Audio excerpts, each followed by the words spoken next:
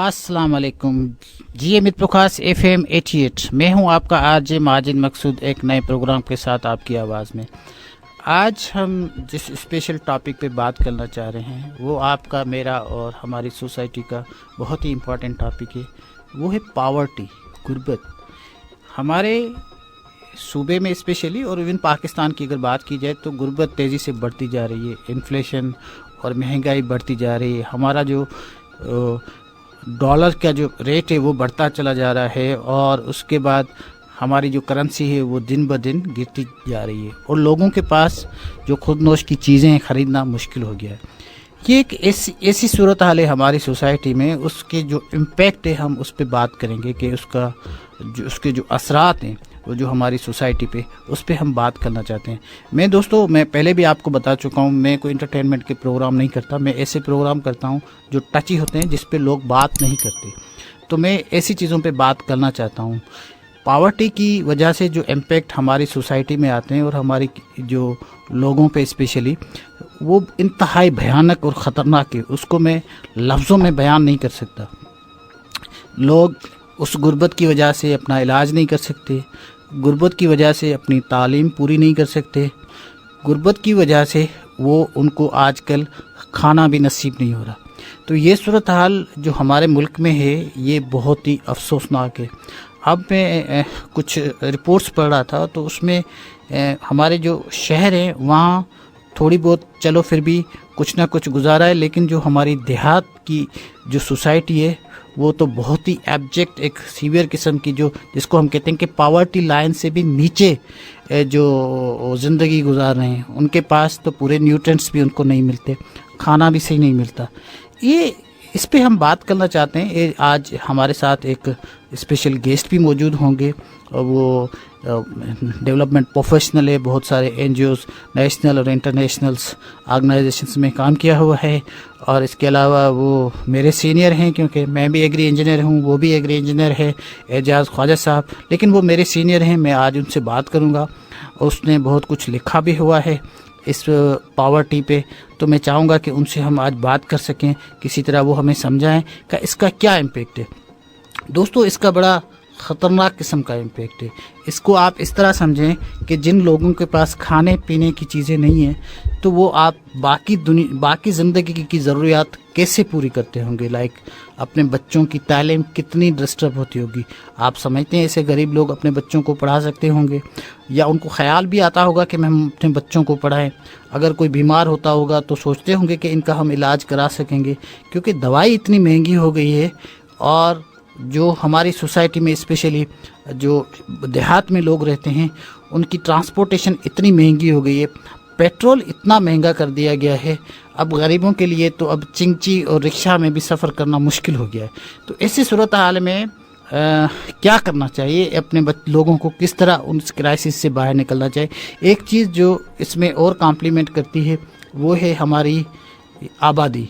और जिस तरह हमारे मुल्क में और हमारे सूबे में जिस तरह आबादी बढ़ रही है वो भी एक ख़तरनाक किस्म की तरह, मतलब है कि हमारे लिए एक एटम बम है। हम आबादी बढ़ाते जा रहे हैं और हमें समझ नहीं आ रही कि ये आगे चलकर हमें कितनी ख़तरनाक होगी। आज आपके पास 2 बच्चे हैं, उनको आपकी जो तवज्जो की ज़रूरत है वो नहीं पाल सक रहे, तो आप अगर 4 बच्चे हो जाएंगे तो आप कैसे पालेंगे। मैं एक बहुत ही अमीर मुल्क जापान के एक कंसल्टेंट को सुन रहा था और मैं हैरान रह गया। उसने कहा कि हम 2 बच्चे नहीं कर सकते। उनसे पूछा गया कि क्यों, आप तो वो बड़े अमीर लोग हैं, आप क्यों नहीं कर सकते। उसने कहा कि हम अफोर्ड नहीं कर सके 2 बच्चे। अब जापान जैसा मुल्क जो दुनिया में रूल करता है वो कहता है कि हम 2 बच्चे जो है वो हम अफोर्ड नहीं कर सकते, और हम सोचते हैं कि हमारे पास 10 भी आ गए तो कोई मसला नहीं है, अल्लाह पाल देगा। सारे इल्ज़ाम अल्लाह पे कह देते हैं कि वो पाल देगा। लेकिन हालात जो देखें, अगर जैसे हम देखते हैं अपनी सोसाइटी में, वो इंतहाई ख़तरनाक होते जा रहे हैं। آپ کسی سڑک پہ جا نہیں سکتے, کہیں بیٹھ کے کھانا نہیں کھا سکتے.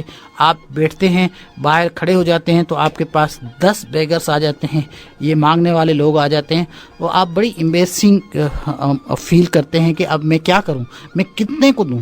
تو یہ ایک جو بیگری ہے یہ ایک پروفیشن بھی ہے, اس میں بہت سارے لوگ, وہ ایک الگ کہانی ہے, لیکن بہت سارے ایسے لوگ ہیں جن کے پاس کمائی کے کوئی وسائل نہیں ہے کہ وہ کما سکیں, کھا سکیں, اپنے بچوں کو کھلا سکیں. تو یہ جو اس طرح کی صورتحال ہے, اس پہ ہم چاہتے ہیں کچھ ہمیں کوئی دوست اس طرح کا ہو جن کے پاس کچھ انسائٹ ہو, انفارمیشن ہو, ان کے لیے کچھ کوئی ایسی خبر دے, کوئی ایسی بات بتائے جس سے لوگوں کو کچھ فائدہ ہو اور کچھ اس کو امید کی کرن دکھائے.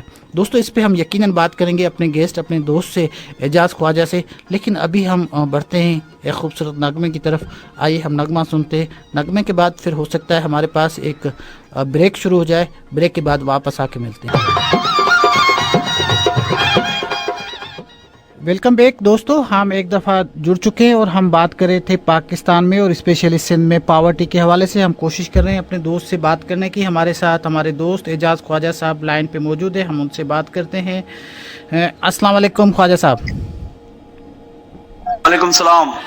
اعجاز صاحب ہمیں تھوڑا بتائیے گا کہ یہ جو آج کل بہت زیادہ ایک تو انفلیشن ہے اور پاکستان میں پاورٹی ایک بہت بڑا ایک سیریس ایشو ہے, تو آپ اس کو کیا سمجھتے ہیں کہ لوگوں کو اس کو کیا امپیکٹ پڑ رہا ہے ہماری سوسائٹی میں اس کے بارے میں؟ یہ پاورٹی دیکھیں, یہ جو ابھی جو پینڈیمک ہوا ہے نا, یہ کووڈ-19 جی, تو اس کی وجہ سے جو ہے وہ پاورٹی تو پوری دنیا میں بڑھی ہے.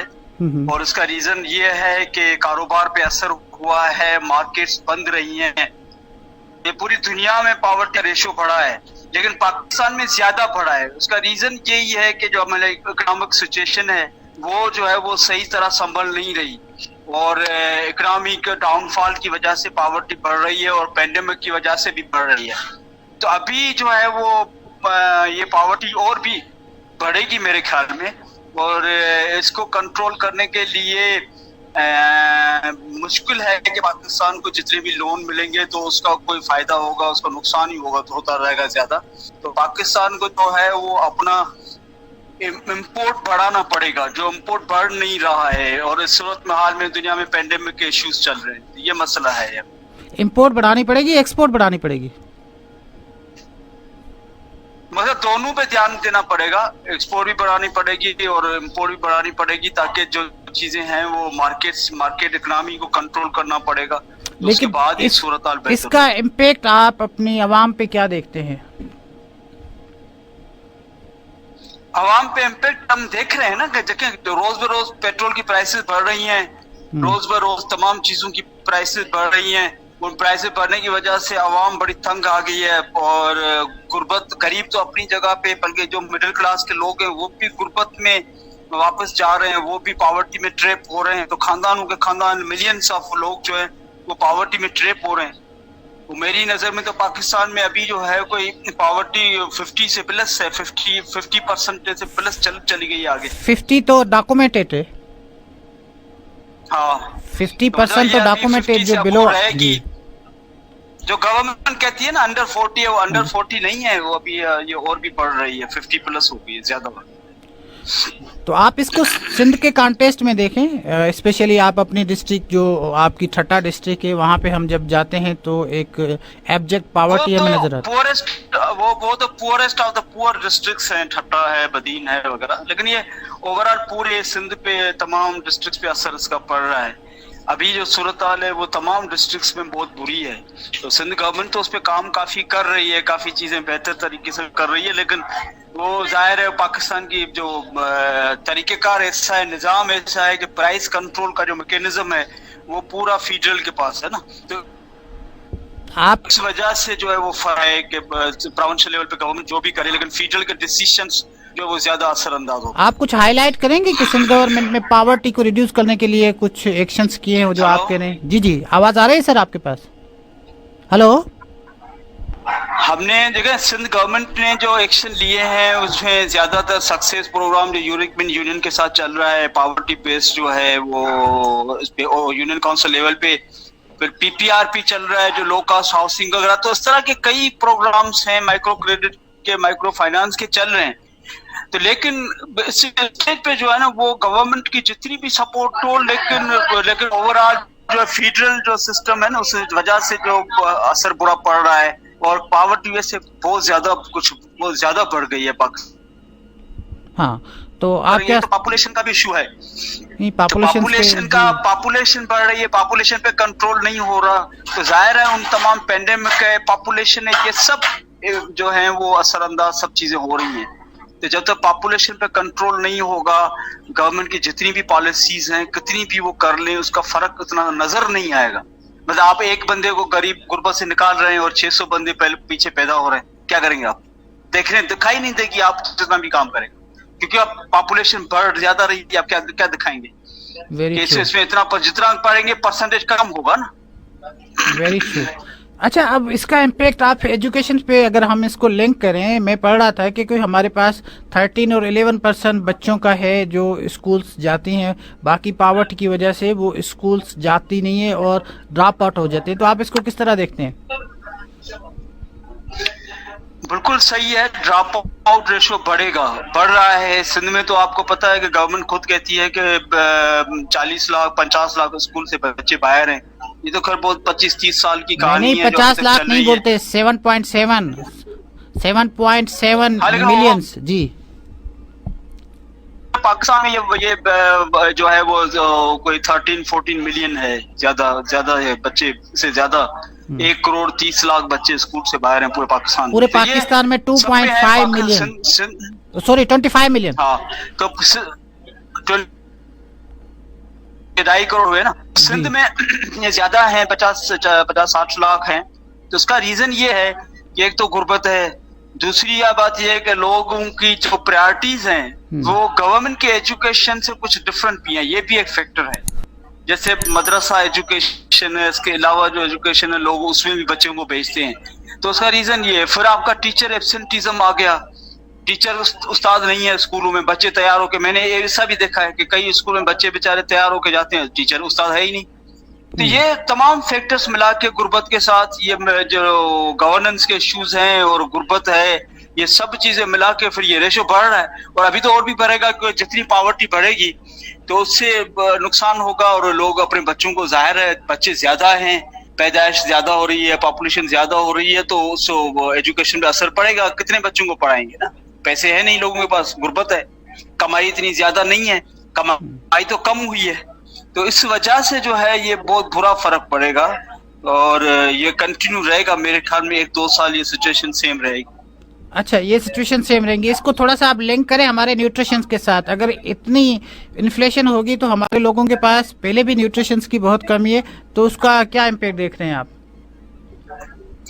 امپیکٹ پڑ رہا ہے نا، 4% نیوٹریشن آپ کی بڑھ گئی ہے پورے پاکستان میں، میل نیوٹریشن بڑھ گئی ہے. تو پہلے جو ریشیو تھا 44 اور 48 ہو گیا ہے، وہ کچھ لوگ کہتے ہیں 51% ہو گیا، تو 48 ہو گیا. اسٹنٹنگ بڑھ رہی ہے. ظاہر ہے نیوٹریشن کا ڈائریکٹلی تعلق ہے آپ کی کمائی سے، آپ کے جو ڈیلی آپ انٹیک لیتے ہیں اس پہ، تو وہ کم ہوگا نا، غربت میں تو کم ہوگا نا. وہ جو ابھی جو اس حکومت نے جو مہنگائی کی ہے، یہ سب سے زیادہ مہنگا، اس کا برا اثر تو مڈل کلاس پہ اور غربت غریب پہ پڑ رہا ہے نا. اور جب پیٹرول بڑھتا ہے تو آپ کو پتہ ہے ہر چیز بڑھ جاتی ہے، تو ظاہر ہے لوگوں کو برا اثر ہو گیا ہے. میں نے کئی لوگوں کو دیکھا ہے جنہوں نے اپنی گاڑیاں چھوڑ دی ہیں، موٹر سائیکلیں چھوڑ دی ہیں، سائیکلوں پہ سفر کر رہے ہیں، جانا چھوڑ دیا ہے. میں نے دیکھا ہے لوگوں کو 3 دن اب گھر سے نہیں نکلیں گے. میں نے کہا کیوں؟ تو بولا اس لیے نہیں نکلیں گے کہ پیٹرول کے پیسے نہیں ہیں، 3 دن نکلیں گے 3 دن. تو یہ صورتحال سب پہ امپیکٹ کر رہی ہے نا. اور گورنمنٹ یہ نہیں سوچ رہی، گورنمنٹ جو سوچ رہی ہے وہ یہ سوچ رہی ہے کہ اس کو آسرے دے رہی ہے، لوگوں کو بڑھا رہی ہے چیزیں. اور اس طرح دنیا میں کہیں بھی نہیں ہوتا کہ چیزیں بڑھیں. جب آپ کی مارکیٹ جو ان ایون ہے، جب آپ کی اکنامی ان ایون ہے، اکنامی بڑھ نہیں رہی، جی ڈی پی آپ کی بڑھ ہی نہیں رہی، تو آپ کو فیصلے اس انداز سے کرنے چاہیے نا کہ لوگوں پہ امپیکٹ نہ ہو. اب پتہ نہیں یہ کس طرح سے فیصلے لیتے ہیں کہ ایک رات میں 10 روپے بڑھا دے پیٹرول کے، 8 روپے بڑھا دے، 10 روپے بڑھا دے. اسے ایک مہینے کے اندر کتنا بڑھا ہے؟ 22-23 روپے پیٹرول بڑھا ہے. ایون آپ کو حیرت ہوگی، میں خود بھی پہلے 500 روپے میں پوری کراچی میں میٹنگیں کر لیتا تھا، گھوم لیتا تھا، آپ کو پتا ہے اب 1000-1200 روپے ڈیلی خرچہ ہوتا. ہاں یقیناً اتنا تو آتا ہوگا. اچھا مجھے تھوڑا آپ سے انسائٹ اور بھی چاہیے. میں وہ یہ کہ یہ جو ہمارے پاس جو ایگریکلچر لینڈ ہے وہ بھی کمانڈ ایریا کم ہوتی جا رہی ہے، بڑھ نہیں رہی. ایک تو ہمارے پاس پانی بہت کم ہے، آپ ایگری انجینئر بھی ہیں میری طرح، تو آپ تھوڑا یہ بتائیں کہ یہ جو ہمارے وڈیرے ہیں اسپیشلی، یہ کچھ ماڈرن ٹیلیج کی طرف کیوں نہیں جاتے؟ اس کی کیا وجہ آپ کو نظر آتی ہے؟ دیکھیں مسئلہ یہ ہے کہ جو ایگریکلچر ہے وہ آپ کی باقاعدہ تباہ ہو رہی ہے. ایک وہ کنٹری جو ایگریکلچر کنٹری ہے جس کا 70% پورا ایگریکلچر پہ ڈپینڈنس ہے. انڈسٹریلائزیشن تو ہمارے پاس اتنی تو نہیں ہوئی ہے نا، ہم ابھی بھی ایگریکلچر پہ زیادہ ڈپینڈ کرتے ہیں. تو جب اتنا ڈپینڈنس ہے تو پھر پانی نہیں ہے، پانی کے ایشوز چل رہے ہیں، سمندر جو ہے وہ آپ کی زمین کو کھا رہا ہے. اور ٹھٹا بدین ڈسٹرکٹ جہاں سے میں بلانگ کر رہا ہوں، 3 لاکھ ایکڑ اسکوائر جو ہے وہ ایکڑ اس میں سمندر کھا گیا ہے، اور آگے پتہ نہیں کیا ہوگا، یہ تمام ڈسٹرکٹس تباہ ہو جائیں گے. تو آپ کی ایگریکلچر تو تباہ ہو رہی ہے، اور واٹر مینجمنٹ سسٹم آپ کا صحیح نہیں ہے. فیڈرل نظام ایسا ہے، ارسا جو ہے وہ پانی چھوڑتا ہی نہیں ہے کوٹری کے نیچے. اس کی وجہ سے یہ تو ایشو ہے اپنی جگہ پہ، زمین سسٹم تباہ ہو رہی ہے. یہ پہ سب چیزیں یہ تو بالکل ایشو ہے. میرا سوال آپ سے یہ ہے کہ ہمارے جو وڈیرے ہیں ان کے پاس تو کسی چیز کی کمی بھی نہیں ہے، یہ ڈرپ اریگیشن کی طرف کیوں نہیں آتے؟ کیا وجہ ہے اس کو سمجھ کیوں نہیں آتی ان کو؟ جی ڈرپ کی طرف کیوں نہیں آتے؟ پانی کی اگر مینجمنٹ آپ کو زمیندار چاہیں گے، پتہ کیا ہے جی اس کا ایک ایشو ہے کہ ہمارے جو زمیندار ہیں وہ انہوں نے پیسے اتنے کما لیے ہیں چیزوں سے کئی، اور انہوں نے وہ انڈسٹریز میں چلے گئے، دبئی میں جا کے ہوٹلیں بنا لی، پیٹرول پمپ بنا لیے، انہوں نے کوئی اور دھندا کر لیا. آج میں ایک لیکچر دے رہا تھا تو اس میں بھی یہی میں نے کہا کہ اب ہاری جو ہمارا ہے وہ زمین سنبھال رہا ہے، اس کے بعد پیسے نہیں ہے، اس کے پاس چیزیں نہیں ہے، وہ ڈرپ اریگیشن وغیرہ پہ اس پہ کیسے خرچہ کرے گا؟ وہ وہی پرانے طریقے استعمال کر رہا ہے. جو زمینیں جن کی بڑے زمیندار تھے وہ چھوڑ کے چلے گئے، اور ان کی پریارٹی زمین نہیں ہے. زمین لون لے لیا، زمین کو ویسے ہی چھوڑ دیا. کارپوریٹ فارمنگ میں چلے گئے ہیں. مزدور لے کے ایک فصل کرتے ہیں، وہ مزدور لے کے اس فصل کو سنبھالتے ہیں، صحیح کرتے ہیں، پھر ان مزدوروں کو نکال دیتے ہیں. تو یہ ہمارے لیے بہت بڑا چیلنج ہے، کیونکہ ہم سندھ اور خاص طور پہ زیادہ تر ابھی بھی ایگریکلچر میں ہے. تو سندھ کو ایگریکلچر پہ زیادہ دھیان دینا چاہیے، اور گورنمنٹ کو پیسے زیادہ ایگریکلچر پہ رکھنے چاہیے. سندھ کا جو نہری نظام ہے وہ تو گورنمنٹ نے بہت اچھا بہتر کیا ہے، لیکن پانی کی اپروچ نہیں ہے نا. جو زمیندار ہے، جو بڑا زمیندار ہے، وہ زمینیں صحیح. میرے خیال میں نہیں، میرے خیال میں جو بھٹو صاحب نے لینڈ ریفارمز دیے تھے نا، ہمیں اس کی طرف واپس جانا پڑے گا. پیپلز پارٹی کو بالکل اس کی طرف واپس جانا پڑے گا، لینڈ ریفارمز کی طرف. نہیں، لینڈ ریفارمز تو بیسک ہے ہماری. آپ ذرا یہ بتائیے نا، آپ جو مثال دے رہے ہیں کہ لوگ دبئی چلے گئے ہیں، باہر چلے گئے، انہوں نے ہوٹلز کر لیے، دوسرے کام کیے، یہ کتنا % ہوگا؟ ہم تو یہاں ہمیں جو نظر آتے ہیں وہی وڈیرے ہمارے پاس موجود ہیں، وہی لینڈ لارڈز موجود ہیں. آپ جو سندھ موجود ہے دیکھیں، انہوں نے زمینیں مثال جاتی تالکے میں 5000 ایکڑ زمین ایک وڈیرے کی ہے، اور وہ الیکٹڈ ریپرزینٹیٹو بھی ہے. تو اس نے اپنی زمین 5000 کے کر رہا ہے، باقی چھوڑ دی ہے ایسے. وہ باقی ویسے بجر ہو رہی ہے. نہیں، جو 5000 اگر 5 ٹھیک ہے، پیٹرول پمپ بنا لیے، ٹھیک ہے، میں آپ سے یہ کر لیا وہ کر لیا، اس کی پریارٹی وہ نہیں رہی. میں آپ سے سوال یہی کر رہا ہوں اعجاز صاحب، غریب ہاری جو ہے وہ، میں آپ سے سوال یہ کر رہا ہوں کہ یہ لوگ جن کے پاس اتنی زمینیں ہیں یہ ڈرپ کی طرف کیوں نہیں جا رہے؟ سوال تو یہ ہے نا، ان کے پاس تو کسی چیز کے، ویسے بھی آپ کو 60% ڈرپ کی طرف میں یہی کہہ رہا ہوں، ان کی اس لیے کہ ان کی پریارٹی زمین نہیں ہے، ان کی ایگریکلچر پریارٹی اتنی بڑی نہیں ہے جو ڈرپ کی طرف جائیں. تھوڑے کچھ لوگ گئے ٹنڈو الائیار میں یا نواب شاہ کی طرف، کچھ لوگ ڈرپ ایگریکلچر میں گئے ہیں، زیادہ نہیں گئے. اور ہمارے پاس موبلائزیشن نہیں ہے. جو ہمارے پاس انسٹیٹیوشنز ہیں، ریسرچ نہیں ہے، انسٹیٹیوشنز جو ہیں وہ نہیں کر رہے، گورنمنٹ اس کو امپورٹنس اتنی بڑی نہیں دے رہی. تو ڈرپ ایریگیشن کی طرف جائیں اور لوگوں کو موبلائز کرے، زمینداروں کو موبلائز کرے، ان کو ضروری کہے، وہ ہے ہی نہیں، وہ کام نہیں ہو رہا ہے. تو اس وجہ سے وہ نہیں جا رہے، بس اس میں ان کی پریارٹی وہ نہیں ہے. ہاں، اگر ڈرپ اریگیشن، ہمارے پاس پانی کی ویسی کمی ہے، شارٹیج ہے، اگر پانی کی کمی کو پورا کرنا ہے اس کی مینجمنٹ کے لیے تو drip irrigation is one of the best system. اس سے پانی بچایا جا سکتا ہے. یہ وڈیرے چاہیں تو وہ کر سکتے ہیں سرٹینلی، لیکن وہ نہیں کر رہے، اس طرف وہ نہیں جا رہے. अच्छा, वो उसको इम्पोर्टेंस नहीं देते। अच्छा लास्ट में कंक्लूड करें आप इसको एजाज साहब, हमें बताइए कि लोगों को क्या करना चाहिए। लोगों को मेहनत करनी चाहिए, लोगों को जो असल चीज वो है वो ये है कि अल्टरनेटिव्स ढूंढने चाहिए। जमींदारी में, जमीन में, एग्रीकल्चर में, हर चीज में अल्टरनेट मौजूद हैं। उन अल्टरनेट की स्टडी करनी चाहिए, लोगों की एक दूसरे के साथ मदद करनी चाहिए, बिजनेसेस को आगे बढ़ाना चाहिए, और जो वोकेशनल ट्रेनिंग है जो उसको अपने बच्चों को वोकेशनल ट्रेनिंग में छोड़ना चाहिए। पावर्टी के लिए को खत्म करने के लिए उनको डिफरेंट अपॉर्चुनिटीज में जाना पड़ेगा। कोई एक चीज एक घर के लिए सही तरह पावर्टी वगैरह जो है ना वो नहीं खत्म करेगी, बल्कि हर बंदे को कोई ना कोई एक अलग बिजनेस करना पड़ेगा, अलग चीजें करनी पड़ेगी, तभी जाके कोई आपका वो बहुत पाई नहीं है। अभी फंक्शनल लिटरेसी का जमाना है। एजाज साहब आपका बहुत शुक्रिया, थैंक यू वेरी मच हमारे से बात करने का FM 88 के साथ, थैंक यू सर। जी हमारे साथ मौजूद थे एजाज ख्वाजा साहब कराची से। ये खुद मेरे सीनियर हैं, एग्रीकल्चर इंजीनियर्स हैं, बहुत सारे इसने काम किया है नेशनल और इंटरनेशनल ऑर्गेनाइजेशंस में, और उन्होंने बड़ी मीनिंगफुल बातें की, और उनकी बात सही है। एक मैं इत्फाक करता हूं उनसे कि लोगों के पास कुछ डिफरेंट स्किल्स होने चाहिए। अगर एक बंदा घर में कमाएगा तो आप पावर्टी को डील नहीं कर सकेंगे। जिस तरह हमारे मुल्क में पावर्टी है उसको आप फेस नहीं कर सकते। तो घर में अगर 3 लोग हैं तो 3 को कमाना चाहिए, और अगर आपके पास बहुत ज़्यादा बच्चे हैं तो बच्चों को स्किल्स दें। आप एजुकेशन के साथ उनको स्किल्स दें, और स्किल के साथ वो कमा सकेंगे। अगर आप समझते हैं कि आप उनको मेयरली एजुकेशन को डिग्री दे देंगे तो वो नहीं कमा पाएंगे, तो स्किल्स दें, स्किल के साथ अपनी अर्निंग को बढ़ाएं।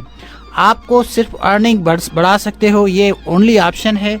लेकिन आप समझते हैं कि इस मुल्क में महंगाई की कमी होगी, ये मुमकिन नहीं है। अब ये महंगाई और बढ़ेगी, इंटरनेशनली भी इन्फ्लेशन है और हर जगह ये महंगाई बढ़ेगी। महंगाई को फेस करने के लिए आपको अपनी अर्निंग, कमाई वो बढ़ानी पड़ेगी, और अपने लोगों को, अपने बच्चों को जितने हैं घर में उनको सबको कमाना चाहिए। लास्ट बट नॉट लीस्ट, ये बहुत इम्पॉर्टेंट है, हमें और हमारे लोगों को आबादी पे कुछ कंट्रोल करना पड़ेगा। अगर आप इस तरह आबादी जिस तरह हमारे मुल्क में बढ़ रही है और हम सब अपनी आबादी को इतना बढ़ाएंगे तो हमारे अखराजात कभी ख़त्म नहीं होने वाले। वो जैसे एजाज साहब कह रहे थे कि अगर 8 की ज़रूरियात हम गवर्नमेंट पूरी करती है तो 10 दूसरे आ जाते हैं, तो उन 10 की कहाँ से करेगी। तो ये तो ऐसी चीज़ें जो ख़त्म होने वाली नहीं है। तो दोस्तों ये है आज का हमारा प्रोग्राम, और इस प्रोग्राम के साथ अपने RJ माजिद मकसूद को दीजिए इजाज़त। खुदा हाफिज़।